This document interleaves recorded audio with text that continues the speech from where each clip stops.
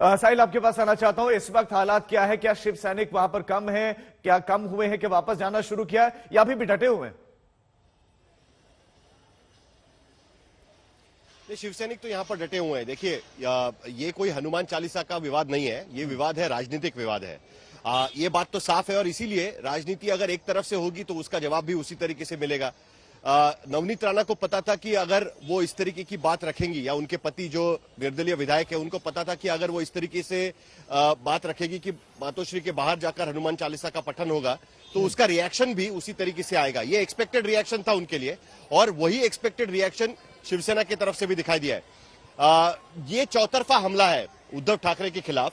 उद्धव ठाकरे की सरकार के खिलाफ अलग अलग तरीके से मोर्चे खोले गए।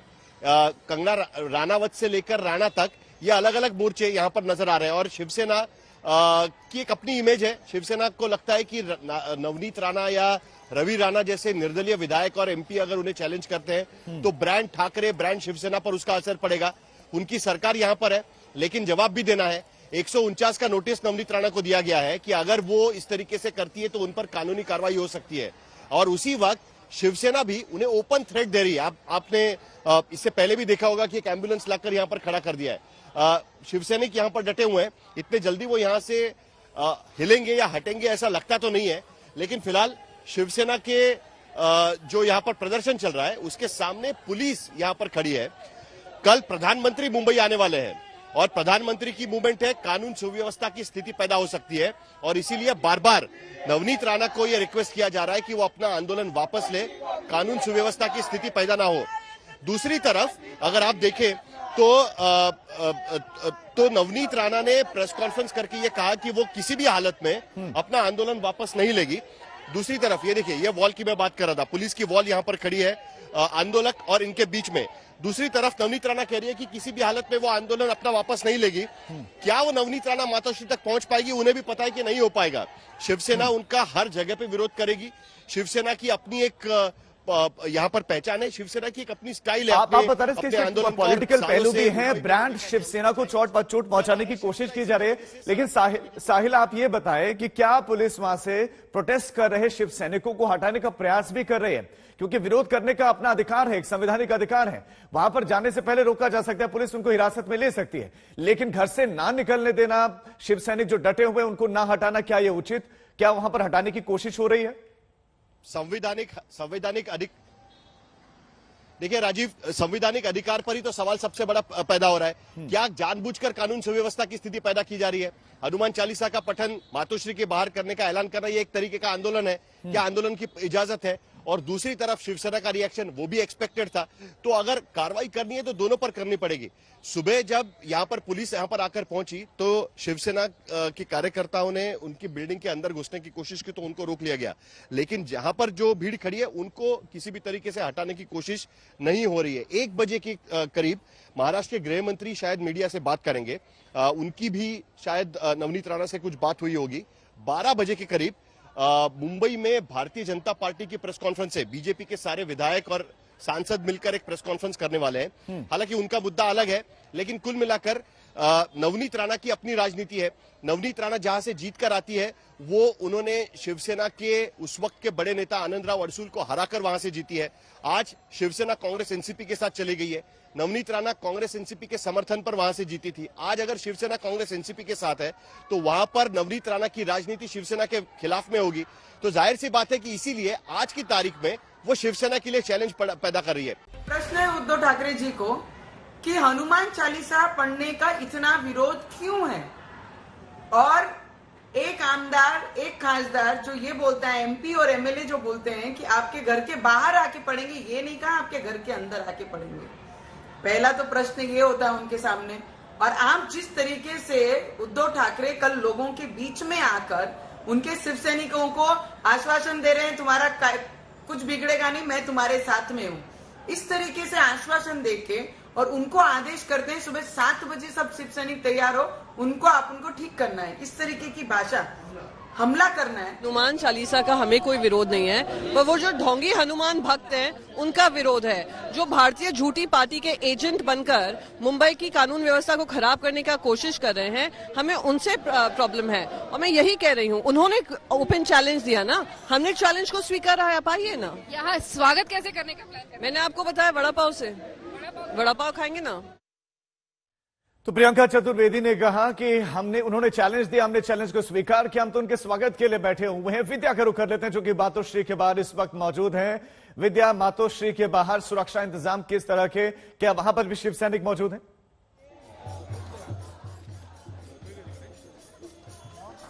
जी बिल्कुल, भारी तादाद में यहाँ पर शिव सैनिक मौजूद हैं। और अगर आप देखें, यहाँ पे मुंबई पुलिस के लोग तैनात हैं एक तरफ में, वहीं एक बैरिकेडिंग बीच सड़क पे जहाँ पे डिवाइडर होता है वहाँ पे लगा दी गई है, और सारे शिव सैनिकों को बैरिकेड के एक तरफ में रखा गया है ताकि वो जो मातोश्री है उसके थोड़ी सी दूर में रहे।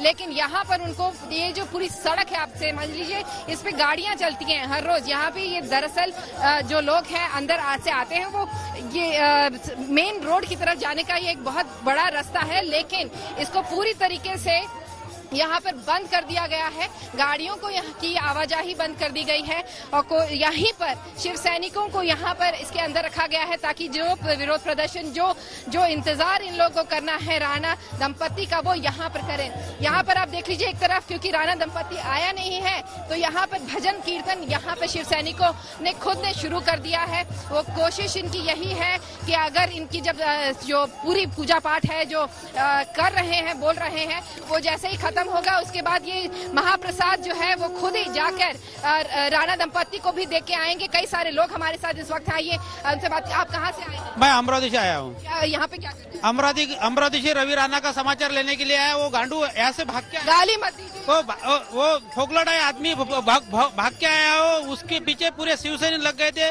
लेकिन वो आधी रात को आधे अंधेरे में भाग के आया करके हम वहाँ पर नहीं मिला करके यहाँ पर मुंबई में उसको मिलने के लिए आए, और पूरे माहौल के साथ में उसकी पूजा पाठ करेंगे यहाँ पर। लेकिन विद्या वो पाठ क्या कर रहे हैं, एक बार जरूर वो भी सुनाएं। वो पाठ क्या कर रहे हैं? जी बिल्कुल, जी देखिए, मराठी में यहाँ पर जो जी का एक पाठ होता है वो किया जा रहा है। इसके अलावा महाराष्ट्र का जो रिच हेरिटेज है उसके बारे में उसका बखान किया जा रहा है। एक बार आप खुद ही यहाँ पर एक बात सुनने की कोशिश करें।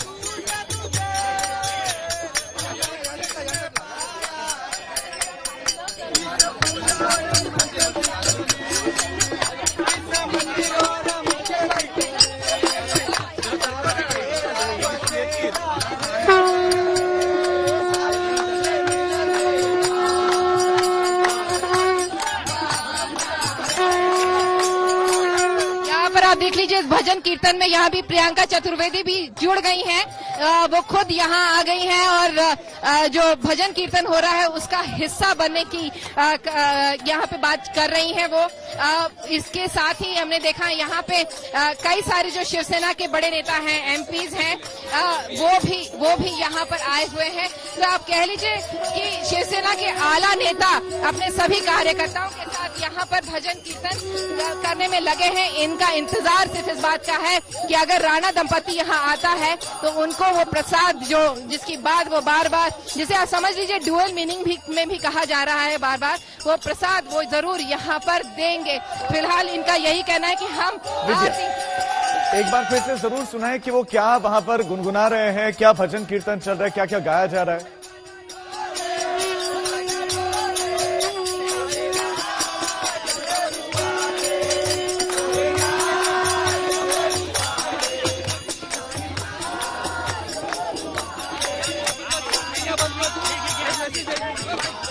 देखिए, यहाँ पर अभी दूसरा कीर्तन वो शुरू करेंगे। यहाँ पर ज्यादातर इनकी कोशिश यही है कि जो पूजा पाठ की जितने भी कीर्तन है वो सब यहाँ पर अभी वो कर लें। उसके बाद जब वो खत्म होगा इनका कीर्तन, ठीक है, मैं आपके पास लौट रहा हूँ। भजन कीर्तन शुरू हो गया मातोश्री के बाहर, लेकिन एक बार जल्दी से साहिल का रुख करते हैं। साहिल, एक तरफ इंतजार कर रहे हैं कि राणा दंपति आए, दूसरी तरफ उनके घर के बाहर शिव सैनिक डटे हुए हैं कि वो घर से निकले ना।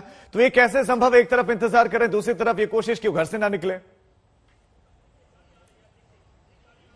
नहीं, उसका कारण यह है कि कल राणा दंपत्ति ने यह दावा किया था कि कल दरअसल वो ट्रेन से निकलेंगी अमरावती से और मुंबई पहुंचेंगी, लेकिन हुआ ये कि कल अचानक वो मुंबई में पहुंच गई, खुफिया तरीके से पहुंच गई, जिसके बाद शिवसैनिक इकट्ठा हो गए। तो अभी भी उन्हें लगता है कि हो सकता है कि वो अगर गलती से मातोश्री के पास पहुंच गए तो, और बेसिकली देखिए ये सारी चीजें सिंबॉलिक होती है। मातोश्री पर दावा करने के बाद उसके सामने हम खड़े हैं, ये दिखाने की बात है। जैसे मैंने आपको कहा कि ब्रांड ठाकरे या ब्रांड शिवसेना को कहां अटैक होगा, अगर नवनीत राणा या कोई उनको चैलेंज देता है कि हम आपके घर के बाहर आकर हनुमान चालीसा का पठन करेंगे या कोई आंदोलन करेंगे, तो ये उनके लिए बड़ा दिक्कत का सवाल है। और इसीलिए ये जो सारी चीजें चल रही है वो इसीलिए चल रही है। घर के बाहर भी लोग यहाँ पर खड़े हैं और मातोश्री के बाहर भी यहाँ पर खड़े हैं। ये बात तो वो भी समझते हैं कि वो नीचे उतरेंगी तो मातोश्री तक कैसे पहुंच पाएंगी, लेकिन उसके साथ साथ ये बात भी है, जैसे मैंने आपको पहले भी कहा कि ये सवाल हनुमान चालीसा का नहीं है, सवाल राजनीति का है। राजनीति का सवाल आता है तो आपको सिंबोलिज्म भी आता है, राजनीति का सवाल आता है तो नहीं, लेकिन साहिल अगर सवाल राजनीति का भी हो तो ऐसे में आप कब तक घेर के रखेंगे घर को? अगर किसी शिवसैनिक के ही लीडर का घर होता और इस तरह से प्रोटेस्ट कर रही होती कोई दूसरी पार्टी, तो अब तक तो आंसू गैस के गोले दाग दिए जाते, अब तक उनको खदेड़ने के तमाम प्रयास हो जाते। तो ऐसा यहां पर नहीं हो रहा है। नहीं देखिए, ये तो पुलिस का ये कहना है कि अगर वो वहां पर बाहर खड़े रहेंगे, जब तक वो अंदर नहीं जाते तब तक वो कार्रवाई नहीं करेंगे। सुबह उन अंदर घुसने की कोशिश हुई थी, लेकिन पुलिस ने यहां पर रोक दिया। मैंने आपको वही बताया ना कि यहां पर एक वॉल तैयार की गई है, शिवसैनिकों से लगातार पुलिस बातचीत कर रही है। 149 का नोटिस कल नवनीत राणा को दिया गया था कि जो आप कर रही है, जो आप घोषणाएं कर रही है, उसके वजह से सवाल ये होगा, उसके वजह से कानून सुव्यवस्था की स्थिति पैदा होगी। कानून सुव्यवस्था की स्थिति पैदा होगी तो कानूनी कार्रवाई की जाएगी, और ये एक्सपेक्टेड रिएक्शन था।